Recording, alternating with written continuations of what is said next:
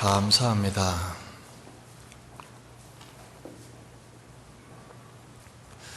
임종을 앞둔 어머니가 자녀들을 모아놓고 유언을 하게 됐습니다.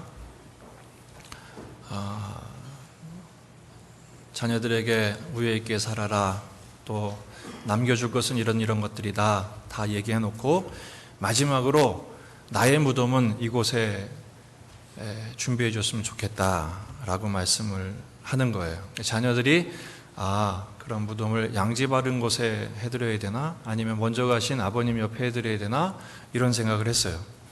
어머니가 이런 말씀을 하시는 거예요. 내 무덤은 이왕이면 와이파이가 잘 터지는 곳에, 팡팡 잘 터지는 곳에 해달라고. 세태가 바뀐 것을 얘기하죠. 이번에 여행을 할 때도 보니까 숙소가 옮기자마자 제일 먼저 확인하는 건 와이파이 패스워드가 뭐예요. 제일 먼저 그것부터 확인하게 되는 것 같아요.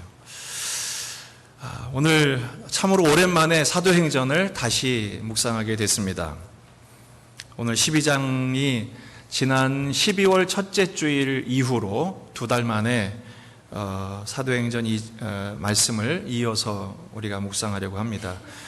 오늘이 사도행전 65번째입니다. 언제까지 갈지 몰라도 오늘 또 말씀을 생각해 보면 좋겠습니다. 오늘 12장에 그때에 이렇게 시작하죠. 그때는 아마 11장 앞에 있는 전체적인 내용을 다 받는 내용일 것입니다.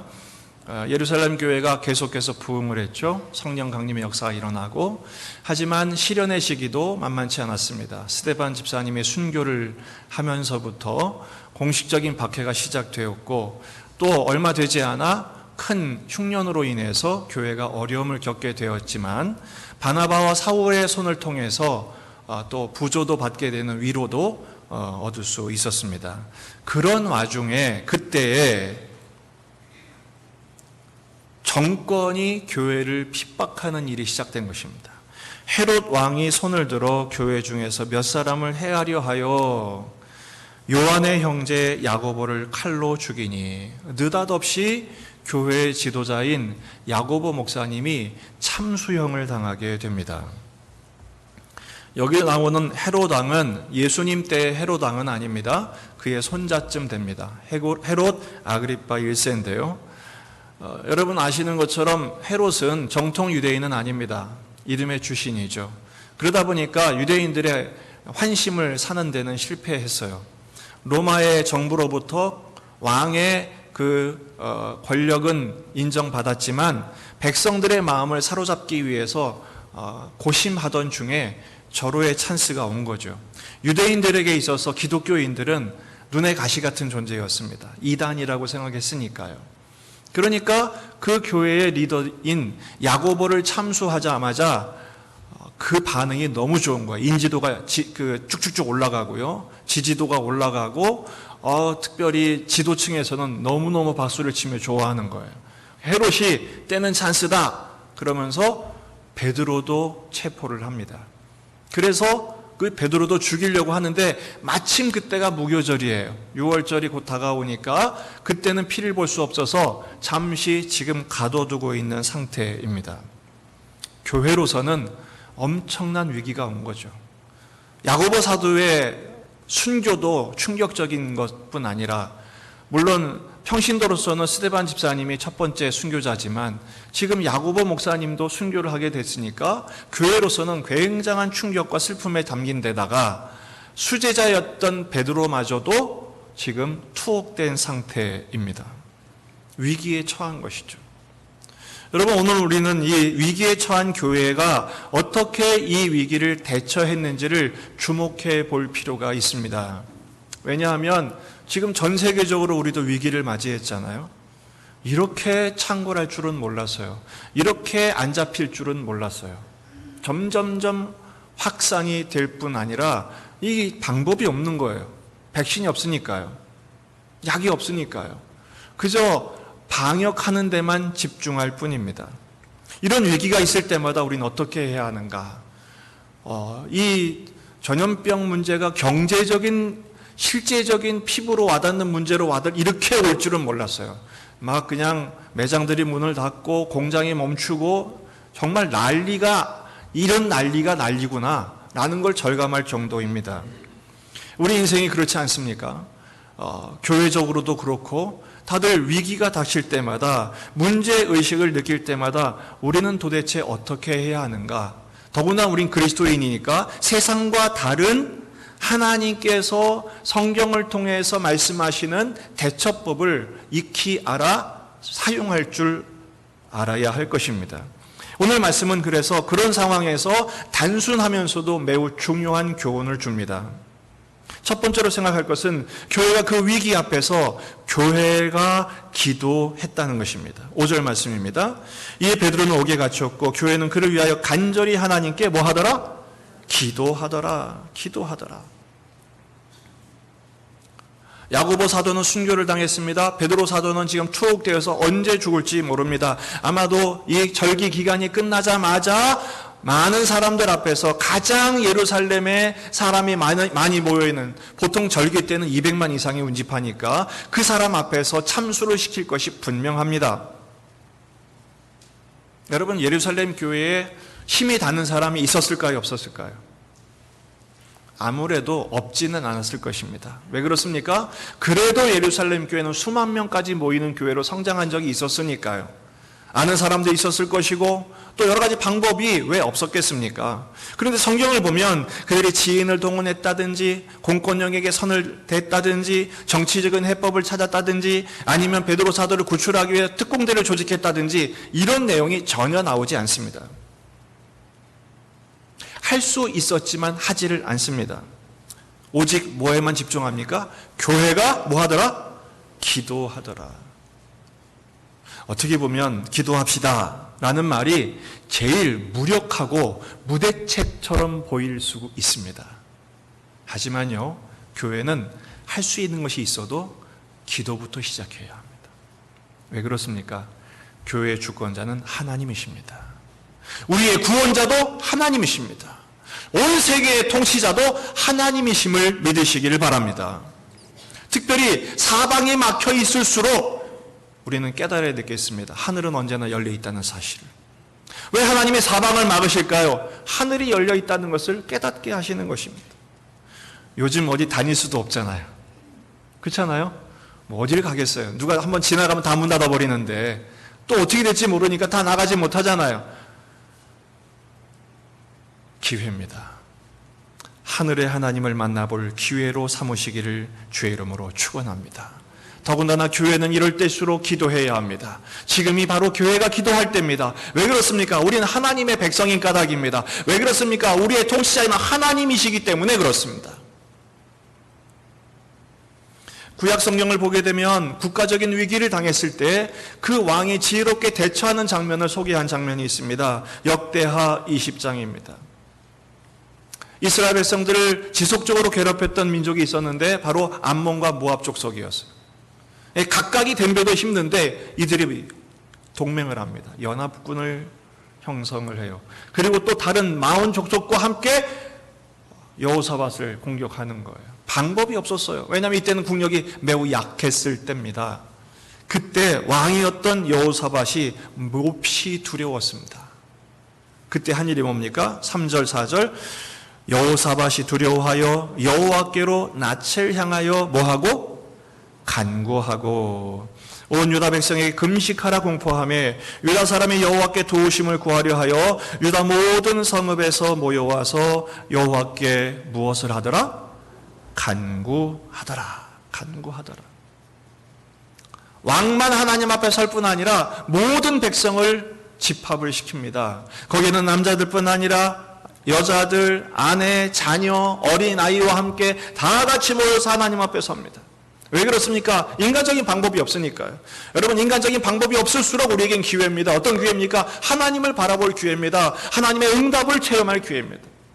실제로 여호사밧과 모든 백성이 하나님을 향해 그저 간구했습니다. 아무 방법이 없었습니다. 그런데 놀랍게도요, 하나님께서 성령을 통해 강림하시고 선지자를 통해서 말씀하십니다. 나가라.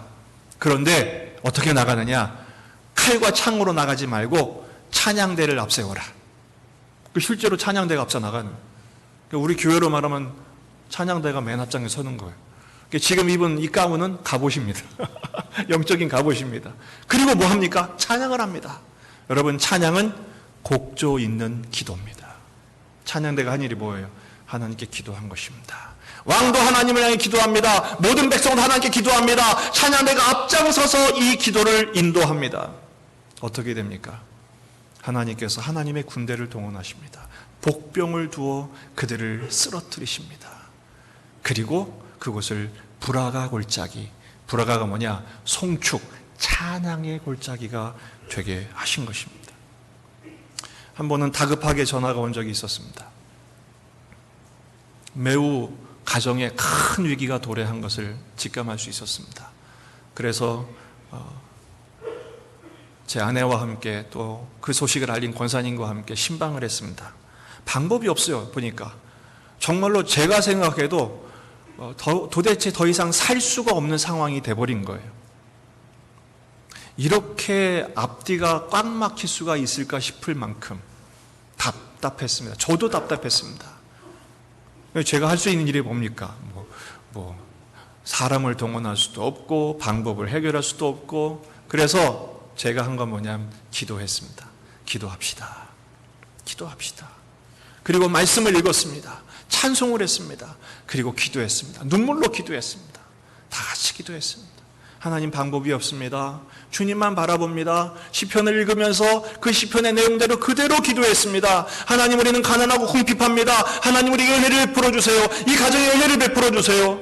그리고 아무 방법도 찾지 못하고 그 집을 나왔습니다. 그리고 계속 기도했습니다. 하나님, 어떡하시렵니까? 근데 다음날 전화가 온 거예요. 목사님, 이렇게도 해결이 되나요?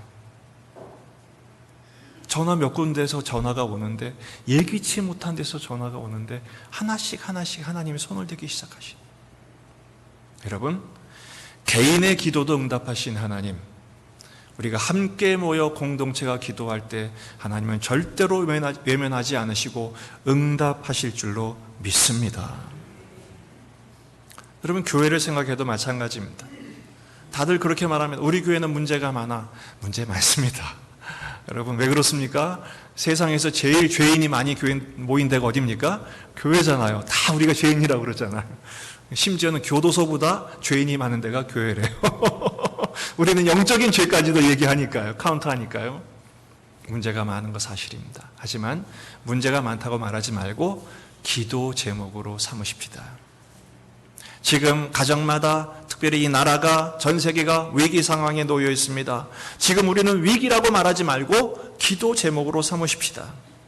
그때 하나님께서 하나 되어 기도할 때 놀라운 하나님의 응답과 하나님의 일하심을 체험할 수 있는 기회로 만들어 주실 줄로 믿습니다.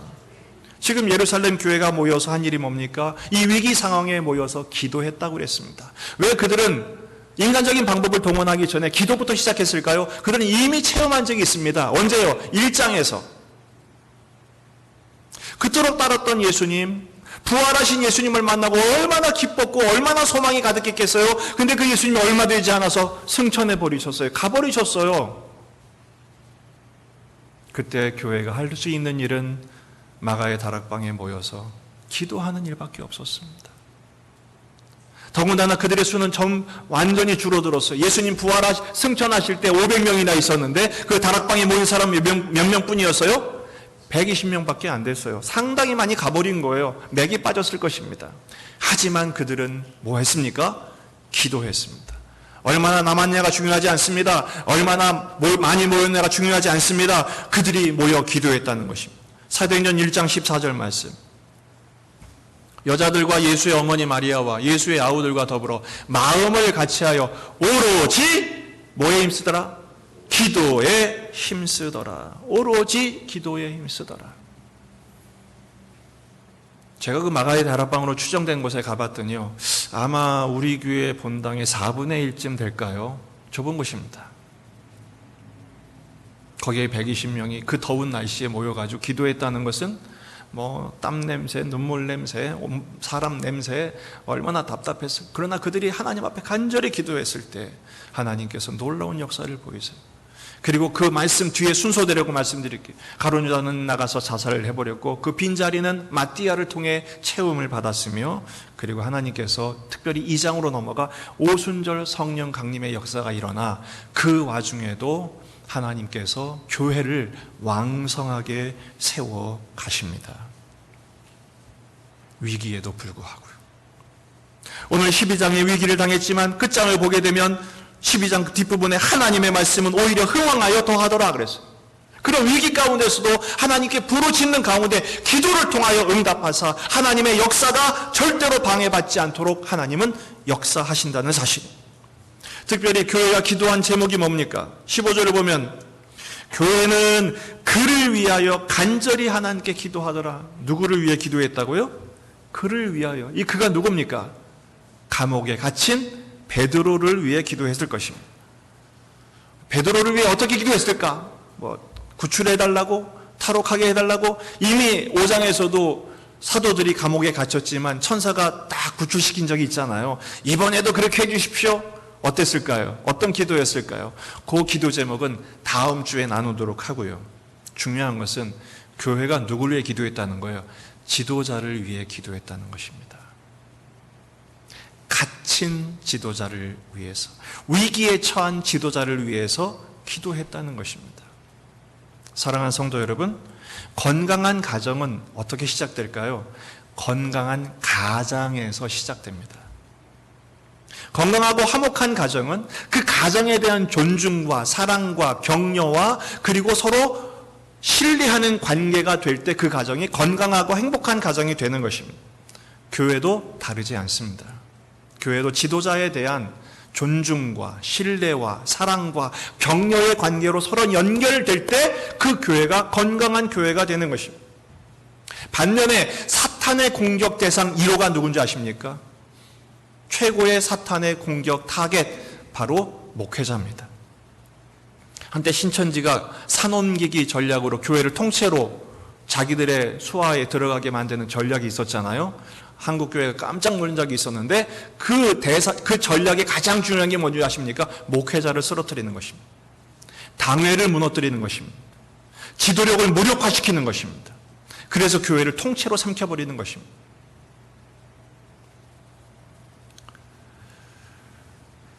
저는 이번에 일본 선교여행을 다녀오면서 굉장히 의미심장한 장면을 목격한 적이 있습니다. 일본인 목회자들이 있었고 일본 교인들도 함께 있었습니다. 그런데 아마 일본 교인 중에서 장로님이셨던 것 같아요. 나이가 좀 많으신 지긋하신 분이 큰 목소리로 그때 강의를 하셨던 우리 노회 한국 목사님께 질문을 했습니다. 분명히 우리 일본이 복음을 먼저 받아들였고 교회도 일본이 시작을 먼저 했는데 왜 한국 교회는 이렇게 한국 교회가 더 부흥을 하고 일본 교회는 이렇게 위축될 수밖에 없느냐? 그 이유가 뭐라고 생각하느냐? 한국 교회가 지금 어려움을 겪고 있지만 그래도 그렇게 부흥하게 된 비결이 뭐라고 생각하느냐라고 물어봤어요. 그때 대답하셨던 우리 노회 목사님은 단호하게 그렇게 설명했습니다. 그것은 고난이다, 이렇게 설명했어요. 그 비결, 그 차이는 고난이다. 왜냐하면 그때가 마침 그 한국교회 역사와 그 일제강점기로 맞물린 교회의 순환 역사, 특별히 우리 노회에 주기철 목사님이 계셨거든요. 그 설명까지 하면서 강의를 했었기 때문에 이러이러한 일제강점기와 한국전쟁이라는 그 고난의 시절을 통해서 한국교회는 하나님께 부르짖어서 이렇게 부흥하게 됐다고 생각한다 라고 대답을 했어요. 근데 저는 거기다 한 가지 더 답을 달 수 있다고 생각했어요. 시간이 없어서 제가 끼진 못했습니다만 한국교회가 이렇게 큰 은혜를 받을 수 있었던 것은 바로 기도의 관계 때문입니다.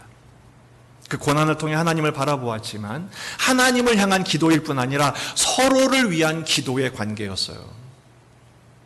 한국교회 가장 부흥의 시절이 바로 70년, 80년, 90년 초반이라고 한다면 그때는 온 교회가 목사님을 거의 하나님급으로 여겼습니다. 여러분, 맹목적으로 목사를 그렇게 숭상하라는 얘기가 아닙니다. 저도 그런 건 부담스럽습니다. 제가 목회자 자녀로 자랐기 때문에 제가 그 어렸을 때의 그 아름다운 장면들을 몇몇 보았어요. 목사님을 위해서 온 교회 성도들이 그렇게 기도했습니다. 그 영적인 권위를 존중했습니다. 그러니까 목사님들은 그 성도들의 사랑과 그 격려의 분위기 속에서 더욱 충성을 다하여 성도들 위해 기도하고 양질의 말씀을 전하기 위해 엎드리고 그렇게 몸부림을 쳤습니다. 그래서 한국교회는 하나님께서 그 서로를 축복하는데 교회를 축복하시고 목회자를 축복하신 것입니다. 그래서 한국교회가 이렇게 부흥하게 된 것입니다. 그런데 지금은 어떻게 됐습니까? 지금은 서로를 의심합니다. 교인들은 목회자를 의심하고 거기에 상처받은 목회자는 교인들에게 상처 입은 마음으로 다가갈 수밖에 없는 현실이 돼버리고 말았습니다. 왜 그렇습니까? 포스트 모더니즘의 이런 시대 사조 때문에 절대적인 권력과 절대적인 권위를 부정하는 시대에 그 교회 안에도 그 세속 물결이 계속 들어왔기 때문입니다. 그러나 그럼에도 불구하고 저는 일본 교인들에게, 목회자들에게 그렇게 말할 수 있습니다. 한 번은 그 일본 목회자 그런 질문을 했어요. 도대체 한국교회 목회자들은 무엇이 제일 중요하냐? 우린 기도가 제일 중요하다. 첫째는 말씀이고 우린 새벽마다 기도한다. 일본 목회자들이 절대로 못 따라오는 게 뭔지 아십니까? 새벽 기도는 죽어도 못 따라옵니다. 새벽마다 하는 게 부르짖는 것이죠. 여러분, 제가 지금 이 시간 말씀을 이렇게 담대하게 전할 수 있는 것은 제가 기도의 빚을 지고 있다는 사실을 아십니까? 10시부터 일부 예배가 끝나고 나서 30분간 우리 권사님들이, 우리 장로님이 인도하신 기도회 속에서 함께 모여서 예배를 위하여, 말씀을 전하는 목회자를 위하여, 또 우리 교회 모든 성도들을 위하여 하나님 앞에 눈물을 뿌리며 기도하십니다. 때로는 제가 도대체 말씀을 전할 수 없는 상황인데도 놀랍게 그럴수록 더욱 힘을 얻는 것을 경험하게 됩니다. 저는 그때마다 깨닫습니다. 이건 기도의 힘이다. 우리 권사님들이 눈물 뿌려 기도하며 하나님 앞에 간절히 간구하는 그 기도를 통해서 하나님은 역사하시는 줄로 믿습니다. 두 번째로 더 생각할 것은 이 예루살렘 교회가 간절히 하나님께 기도했다는 것입니다. 5절에 이에 베드로는 옥에 갇혔고 교회는 그를 위하여 간절히 하나님께 기도한, 이 간절하다는 단어가 매우 중요합니다. 그냥 대충 기도한 게 아닙니다. 간절히 기도했습니다. 간절히 기도했다는 것은 무조건 소리를 질렀다는 것이 아니라 안팎의 공격에도 방해받지 않고 꿋꿋하게 쭉 뻗어나가는 열정, 흔들리지 않는 중심을 말합니다. 우리는 어려움을 당할 때 핍박이나 장애나 그 문제 앞에서 두 가지 방향으로 갈리는 것을 보게 됩니다. 하나는 뭐냐면 절망하게 돼요. 낙심하게 돼요. 그래서 포기합니다. 기도를 포기하고 예배를 포기하고 말씀을 포기하고 그만두려고 해요. 하지만 어떤 분은 그럴수록 기도하는 기회로 삼는 분이 계세요. 누가 그랬습니까? 바울이 그랬습니다. 고린도후서 6장을 보면 바울이 고린도 교회가 위기에 당한 고린도 교회에게 이렇게 권면합니다. 나도 어려움을 많이 당했다. 나도 수많은 고난을 당했다. 그런데 그 고난이 나를 꺾지 못했다. 왜요? 그런 기회가 오히려 하나님을 바라볼 기회라고 여겼기 때문에. 그러면서 고린도 교회에게 이렇게 권면합니다. 6장 2절입니다. 일시되 내가 은혜 베풀 때에 너에게 듣고 구원의 날에 너를 도왔다 하셨으니, 같이 읽습니다. 보라 지금은 은혜 받을 만한 때요, 보라 지금은 구원의 날이로다. 할렐루야. 중요한 일을 앞두고 어려운 일이 닥칠 때마다 저는 직감합니다. 아, 하나님이 은혜 베푸실 작업을 하시는구나. 어려울수록 주님을 바라보게 하시고, 어려울수록 주님께 엎드리게 하시고 무릎 꿇게 하셔서 더 큰 은혜를 부어주시기 위해서 지금 작전하고 계시는구나. 저는 직감합니다. 여러분, 아이들이 공부 안 하는 아이들 얘기를 들어보면 특징이 뭡니까? 모든 게 공부 안 할 이유예요. 너무 피곤했어요. 배가 고팠어요. 친구가 찾아왔어요. 하여튼 모든 이유가 그래서 안 한 거예요. 안 할 이유, 포기할 이유, 그만둘 이유를 찾는 거예요. 그런데요, 열심히 하는 애들의 특징이 뭡니까? 모든 것을 더 열심히 할 기회로 삼는 거예요. 우리 마찬가지입니다. 지금이 은혜 받을 기회입니다. 지금 이 고난한 때 오히려 기도할 때입니다. 불통할 때 더 기도할 때입니다. 어려울 때 더 함께 마음을 모아 기도할 때입니다. 제가 여러분에게 당부합니다. 이번 2월 달 2020 뭐죠? 매일 20분 기도, 20분 말씀. 20분 기도 중에 교회를 위한 기도를 꼭 5분 이상 해 주십시오. 오늘부터. 목회자를 위하여, 교회를 위하여, 성도들을 위하여, 이따 말씀드리겠지만 특별히 젊은이 세대의 재건을 위하여, 대학 청년부들의 세움을 위하여, 우리 교회에 지금 어려움을 당한 분들을 위하여 간절히 기도해 주십시오. 여러분, 지금 여러분들이 오늘 예배를 드리는 중에 이 예배가 여러분에게 은혜가 되셨다면 여러분은 빚을 지고 있는 것입니다. 오늘 이 예배가 우리에게 은혜가 되고 하나님을 정말 만나는 시간이 되면 두 종류의 빚을 진 것입니다. 첫째는 우리 예수님께서 하나님 보좌 우편에서 지금도 우리를 위해 중보하고 계심을 믿습니다. 그 기도의 응답으로 우리가 은혜를 받고 있는. 또 하나는 누군가 기도하고 있는 거예요. 누군가. 여러분이 말도 안 듣고 속을 그렇게 새길 때 여러분의 어머니는 새벽마다 눈물 지으며 기도하신가. 제가 종종 그런 고백을 듣습니다. 어떻게 교회 나오시게 됐어요? 아이고, 내가 참 못되지 많이 했는데 아무래도 우리 어머니가 새벽마다 기도한 그것 때문에 제가 잡혀온 것 같아요. 맞습니다. 그거 알면 정신 난 것입니다. 제대로 정신 차린 것입니다. 기도가 있기 때문에 누군가 기도하고 누군가의 눈물과 누군가의 헌신과 누군가의 섬김 때문에 우리가 이 자리에 있는 거예요. 여러분, 이제는 그 빚을 갚아야 되지 않겠어요? 그 빚을 갚는 게 뭡니까? 기도의 빚은 기도로 갚는 것입니다. 교회를 위해 기도하십시다. 목회자를 위해 기도하십시다. 성도들 위해 기도하시고 다른 사람을 위해 기도하십시다. 누가복음 22장 43절입니다. 천사가 하늘로부터 예수께 나타나 힘을 더하더라. 예수님이 겟세마네 동산에서 할 수만 있거든 이 잔이 내게서 지나가기를 원하면, 하지만 아버지의 뜻이거든 이 잔을 내가 감당하게 하옵소서. 아버지의 뜻대로 하옵소서. 엄청난 기도를 하실 때 누가 도와요? 천사가 와서 돕죠. 여러분, 교회가 함께 기도할 때 성령께서 도우실 줄로 믿습니다. 혹시 내가 볼 땐 이거 너무 문제야, 저 사람은 너무 문제야, 찬스입니다. 어떤 찬스입니까? 비방하고 틈잡을 찬스가 아니라 그를 위해서 기도할 찬스예요. 여러분, 그때마다 성령께서 찾아오셔서 천사가 예수님을 돕듯이 우리 교회를 도울 줄 믿습니다. 기도자를 도울 줄로 믿습니다. 그를 향한 기도, 우리를 향한 기도의 응답은 당연하거니와 기도하는 자들을 돕는 그 감격과 보람과 쓰임받는 축복을 누리게 되는 것입니다. 저는 예루살렘 교회를 보면서 참 이해가 안 갈 때가 많습니다. 스데반 집사님이 순교하신 것도 충격인데 야고보 사도가 순교를 하고 베드로 사도까지도 이렇게 체포를 당하고 언제 죽을지 모르는 이 시련은 왜 계속해서 허락하시는 것인가? 여러분, 하나님께서 교회에게 시련을 주신 데는 이유가 있습니다. 하나님을 공동체적으로 바라보라는 것입니다. 그렇게 해야 두 가지 목적이 이루어져요. 시련의 목적은 공동체의 성숙과 공동체의 사명이에요. 지금 예루살렘 교회는 공동체적으로 한 단계 더 성숙해야 할 필요성이 있어요. 왜 그러냐? 그들에게는 한계가 있었어요. 어떤 한계입니까? 민족적인 이기주의에 빠져 있었어요. 자기들만 선택됐다는 선민의식. 그래서 결정적인 순간마다 그 한계를 넘어서지를 못해요. 여러분, 이것이 우리들에게는, 우리는 유대인도 아닌데 여러분, 우리에게는 개교의 이기주의, 가족 이기주의, 우리 교회만 복받고 우리 교회만 부흥하고 우리 집안만 응답받고, 아닙니다. 여러분, 한때는요 제가 식당을 갔는데 아마 그 집 사장님이 예수님을 믿는 사장인 것 같아요. 더군다나 아주 교회 열심인 것 같아요. 목사님이 신방으로 오셨는지 목사님이 주문한 것 이상으로 그 담임 목사님을 위해서 엄청나게 많이 갖다 주더라고요.